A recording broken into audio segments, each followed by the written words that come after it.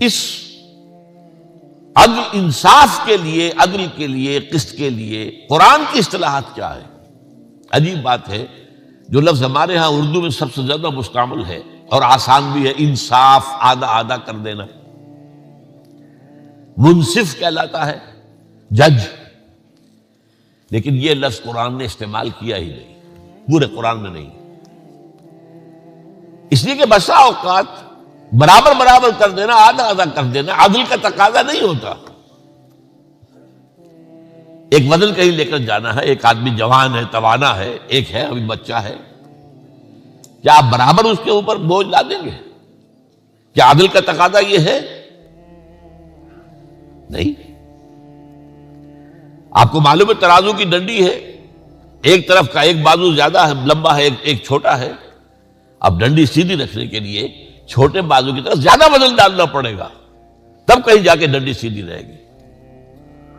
لہذا قرآن کی اصطلاح جو ہے وہ انصاف نہیں ہے، عدل ہے، قسط ہے۔ ایک تیسرا لفظ جو زیادہ استعمال نہیں ہوا ہے وہ توازن ہے۔ دیکھیے اللہ تعالیٰ کے اسماء حسنہ میں سے العدل، اور میرے علم کی حد تک یہ واحد نام ہے اللہ کا جو مصدر پر ہے، ورنہ فاعل فعیل کے وزن پر ہے، فعال، فعیل، فاعل، علیم، قدیر، قہار، جبار، العدل، مجسم عدل۔ اب یہ اللہ کے لیے لفظ مجسم اچھا نہیں ہے، کیا کریں ہم، ہماری زبان کی جو ہے محدودیت ہے۔ سراپا عدل، سرتاپا عدل، اس کی صفت بیان ہوئی سورہ آل عمران میں، قائما بالقسط، قسط پر قائم یا قسط کو قائم کرنے والا۔ اور ایک اہم ترین آیت قرآن مجید کی سورہ حدید کی 24، ہم نے نبی کیوں بھیجے، کتابیں کیوں بھیجی، شریعت کیوں نافذ کی، میزان کیوں نازل کی؟ لقد ارسلنا رسلنا بالبینات وانزلنا معهم الکتاب والمیزان لیقوم الناس بالقسط۔ یہ سارا ارسال رسل، انزال کتب، شریعت کا عطا کرنا، یہ سب کس لیے؟ تاکہ لوگ عدل پر قائم۔ اب ذرا مرکزیت دیکھیے عدل کی۔ حضور کے بارے میں خاص طور پر سورہ شورى میں آتا ہے، آیت نمبر 15 میں، اے نبی کہہ دیجئے وَأُمِرْتُ لِأَعْدِلَ بَيْنَكُمْ، دیکھو مجھے حکم ہوا ہے تمہارے مابین عدل قائم کروں، میں صرف واعظ نہیں ہوں کہیں تم سمجھ لو واعظ ہے، یہ عدل قائم کرنے ہے۔ اور سب سے آگے چڑھیے تو امت مسلمہ سے خطاب کر کے سورہ نساء، سورہ مائدہ، یہ جو جوڑا ہے اسے، یا ایھا الذین آمنوا کونوا قوامین بالقسط شہداء للہ ولو علی انفسکم او الوالدین والاقربین۔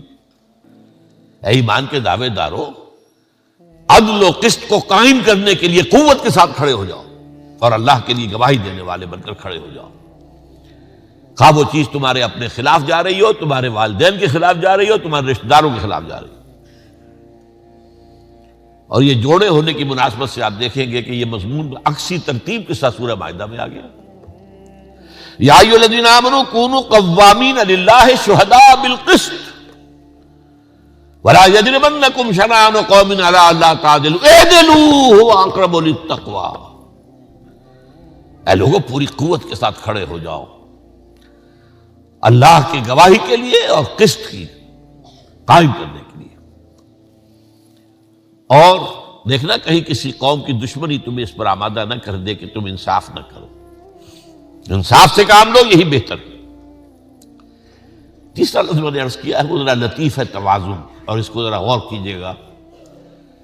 یہ پوری آفاق جس کا ہمیں کوئی اندازہ نہیں ہے، کتنے ارب ہا ارب ہا ارب ہا کھرب ہا کھرب ہا کھرب ہا، یہاں سٹارز ہیں، سیارے ہیں، ستارے ہیں، گیلیکسیز ہیں، ان سب کا نظم قائم ہے توازن پر۔ وَالسَّمَاءَ رَفَعَهَا وَوَضَعَ الْمِيزَانَ أَلَّا تَطْغَوْا فِي الْمِيزَانِ وَأَقِيمُوا الْوَزْنَ بِالْقِسْطِ وَلَا تُخْسِرُوا الْمِيزَانَ۔ اللہ نے آسمان کو اٹھایا، اس میں میزان رکھی، توازن رکھا، اور حکم دے دیا گیا اس کے اندر کوئی کمی بیشی نہ کرنا، اور اس توازن کو قائم کرنا۔ یہ سارے کرے جو ہے ٹکراتے کیوں نہیں ایک دوسرے سے؟ یہ جو فورس آف گریوٹی ہے اس نے جو توازن قائم کیا ہوا ہے، ذرا سا ایک فاصلہ کم ہو جائے کسی کے درمیان فوراً ٹوٹ پھوٹ شروع ہو جائے گی۔ لو سانس بھی آہستہ کے نازک کے بہت کام، آفاق کی اس کار گئے شیشہ گری کا، ذرا سا فرق جو ہے وہ تصادم شروع ہو جائے گا کروں کا اور سیاروں کا اور ستاروں کا۔ اور اسی کو کہا گیا ہے سورہ بنی اسرائیل میں، وَأَوْفُوا الْكَيْلَ إِذَا كِلْتُمْ وَزِنُوا بِالْقِسْطَاسِ الْمُسْتَقِيمِ، قسط سے بنا ہے۔ دیکھو جب ناپ کر دو تو پورا پیمانہ بھر کر ناپو، اور جب وزن کرو تو سیدھی ڈنڈی کے ساتھ وزن کرو۔ اب آئیے اس میں ایک اور نکتہ، عدل کا ایک نظام ہے جسے ہم نظام عدالت کہتے ہیں اس دنیا میں۔ فصل خصومات، جھگڑا ہے، ایک پراپرٹی کا کلیمنٹ یہ بھی ہے یہ بھی ہے، جھگڑا ہے، لین دین کا جھگڑا ہے، یا کوئی جو ریاست کے خلاف، قانون کے خلاف کوئی جرم کیا گیا ہے اس کا مقدمہ ہے۔ ایک ان کا فصل خصومات، یہ جو ہے یہ عدالتی نظام ہے جو دنیا میں قائم ہے۔ اس کے بارے میں بھی فرمایا گیا وَإِذَا حَكَمْتُم بَيْنَ النَّاسِ فَحْكَمُوا بِالْعَدْلِ، یہ عدالتی نظام آزاد ہونا چاہیے، اس پر کسی کا دباؤ نہ ہو، آزاد عدلیہ۔ تو ایک ہے یہ عدل، جھگڑوں میں، اختلافات میں عدل کر دینا۔ ایک ہے نظام عدل، نظام عدل اجتماعی، سیاسی سطح پر توازن ہو، معاشی سطح پر توازن ہو، اور معاشرتی سطح پر توازن ہو۔ اور یہ نوٹ کر لیجئے کہ اگر یہ توازن نہ ہو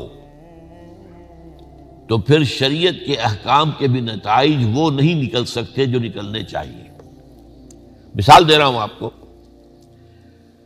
تقسیم دولت کا نظام غلط ہے، ایک طرف دولت کے انبار لگ گئے، دوسری طرف جو ہے بھوک ہے، افلاس ہے، احتیاج ہے۔ اس معاشرے میں آپ اسلامی سزا نافذ کر دیجئے، چور کا ہاتھ کاٹیے، چوری ختم ہو جائے گی، فائدہ کس کو ہوا؟ وہ غلط نظام کے تحت جو جمع شدہ دولت ہے وہ محفوظ ہو گئی۔ نظام پہلے بہتر ہو، نظام عادلانہ ہو، اکویٹیبل ڈسٹریبیوشن آف ویلتھ ہو، پھر یہ ہے کہ ساتھ ہی جو جس کے پاس جائز طریقے سے آیا ہوا ہے اس کی حفاظت ہونی چاہیے۔ اس میں اگر چور ہاتھ ڈالتا ہے تو اس کی چور کا ہاتھ کاٹیے، چوری کا استیصال کر دیجئے، ختم کر دیجئے، جرم ختم ہو جائے۔ تو اس اعتبار سے غور کیجئے، جو اصل عدل ہے وہ عدل اجتماعی ہے، جو ہمارے ذہنوں سے نکل چکا ہے۔ ہمارے یہاں اب بھی جو افغانستان میں بھی طالبان کو موقع ملا تھا تو ابھی عدل اجتماعی جو اسلام کا ہے اس کی طرف کوئی پیش قدمی نہیں ہو سکی تھی، انہیں موقع بھی نہیں ملا تھا۔ میں یہ سمجھتا ہوں، جہاں تک میں سمجھ پایا ہوں اس کی تحریک کو، اور وہ کچھ لوگوں سے مل کر، اور ملا عمر سے بھی ملاقات ہوئی اور ان کے بڑے لوگوں سے، اگر انہیں موقع مل جاتا تو وہ اسلام کا نظام عدل اجتماعی بھی قائم کر دیتے۔ لیکن وہ تو باطل نے دیکھا کہ یہ تو nip the evil in the bud، اس کو تو ختم کرو، ہمارے لیے تو ہمارا نظام تو ختم ہو جائے گا۔ ہے اگر کوئی خطر مجھ کو تو اس امت سے ہے جس کی خاک اس طرح میں ہے اب تک شرار آرزو۔ اس نے کہی اگر اللہ کے دین کو الحذر، آئین پیغمبر سے 100 بار الحذر، اگر وہ آ گیا تو ہمارے شیطانی نظام ختم ہو جائیں گے، نسیہ منسیہ ہو جائیں گے، حباب منصورہ ہو جائیں گے، ان کا وجود نہیں رہے گا۔ لہذا ڈیزی کٹرز کے ذریعے سے جو کاٹا گیا ہے اس کو۔ اب یہ جو سوات میں ہو رہا ہے یہ بھی عام تصور کیا ہے؟ بس یہی چند چیزیں، وہ شریعت کی سزائیں، جو مقدمات ہیں ان کا فیصلہ جو ہے وہ اس کا ایک نظام جو ہے قاضی کا آسانی کے ساتھ اور جلدی سے ہو جائے، وہ جو عدل اجتماعی ہے اس کا تصور تو موجود ہی نہیں۔ ان میں کیا ہوگا؟ ہمارے اچھے اچھے پڑھے لکھے لوگوں میں موجود نہیں۔ تو اصل چیز ہے عدل اجتماعی یا نظام عدل اجتماعی۔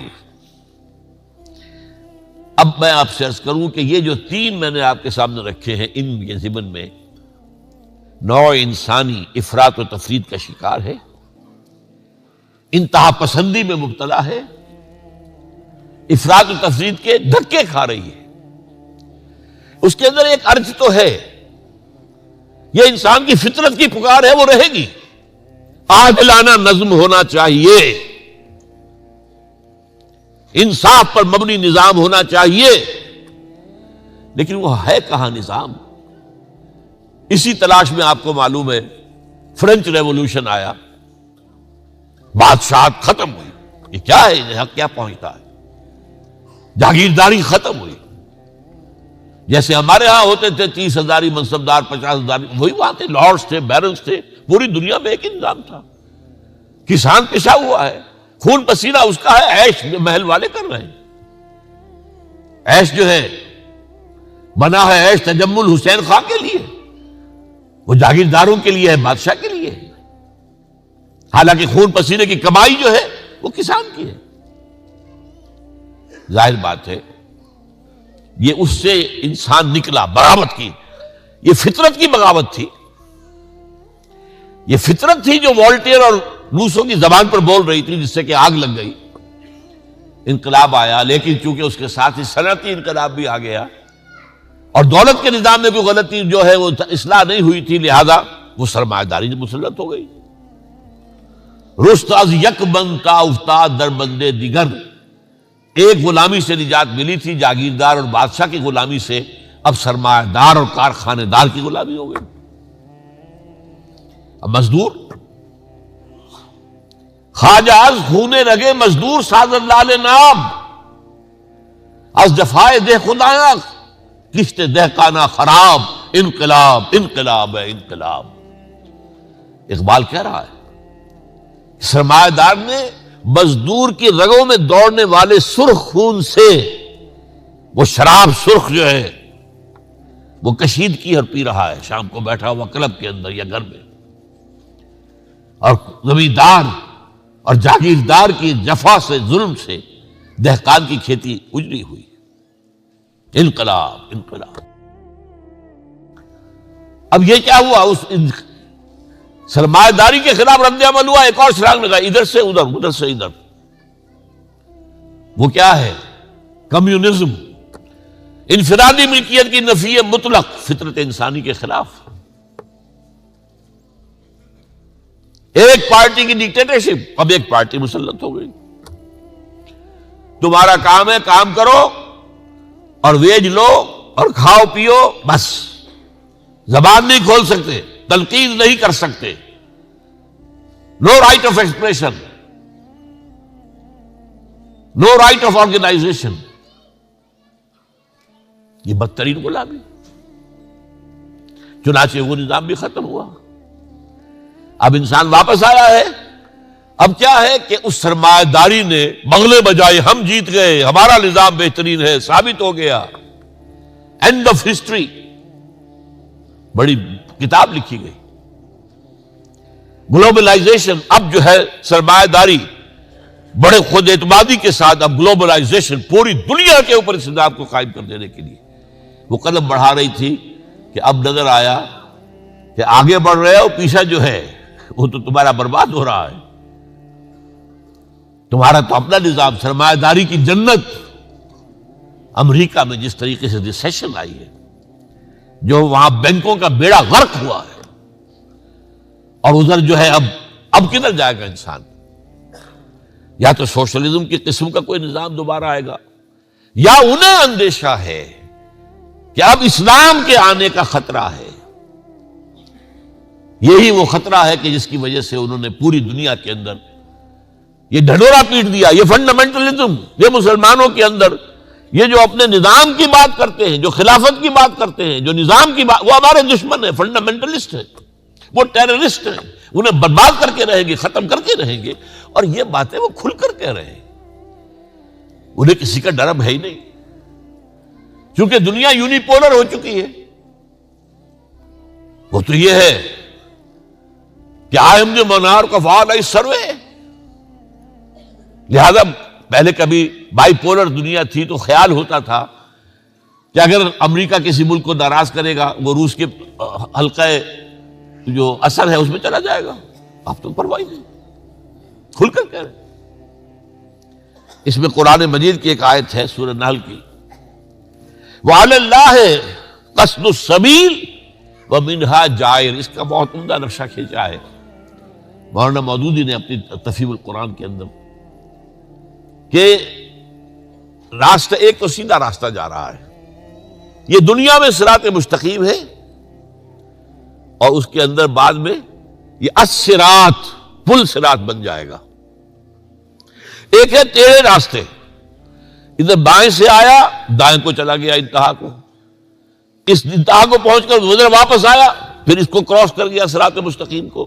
چونکہ آسمانی ہدایت سے استفادہ نہیں کرنا, لہذا کراس کرتا ہے ہر بار, وہ نقطہ عدل سے گزرتا ہے لیکن اس کو اختیار نہیں کرتا, اور یہ سارے راستے ہوتے ہوتے جہنم میں پہنچا دیتے.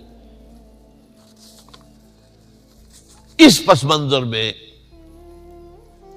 نوع انسانی پر نبی اکرم صلی اللہ علیہ وسلم کا عظیم ترین احسان ان جملہ اعتبارات سے عدل و قسط اور توازن و اعتدال پر مبنی مکمل نظام اجتماعی, یہ ہے اصل دین, یہ ہے عظیم ترین احسان, یہ ہے انسان کی سب سے بڑی ضرورت کو پورا کرنا. آج کے انسان کی ضرورت یہ ہے, اس لیے کہ آج یہ دنیا چھوٹی سی ہو گئی ہے, یہ گلوبل ولیج بن گیا ہے, ایک نظام ایک جگہ سے جکڑا جا سکتا ہے پوری دنیا کو. کوشش ہو رہی ہے نیو ورلڈ آرڈر, جس کا خواب یہودیوں نے دیکھا تھا 1776 میں, ادھر امریکہ آزاد ہوا 1776 میں, اور اس کا بینک کا نظام بنایا یہودیوں نے, $1 نوٹ بنایا, اور اس کے اوپر تصویر بنا دی احرام مصر کی, اس پہ ایک آنکھ دجال کی, اور نیچے نووس آرڈس سیکولورم, نیو سیکولر ورلڈ آرڈر, اور اس کی تاریخ 1776 ہے. دنیا ادھر جا رہی ہے.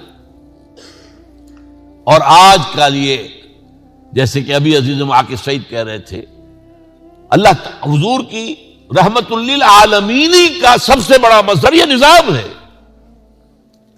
ورنہ آپ کو معلوم ہے, خود سوچئے, غور کیجئے,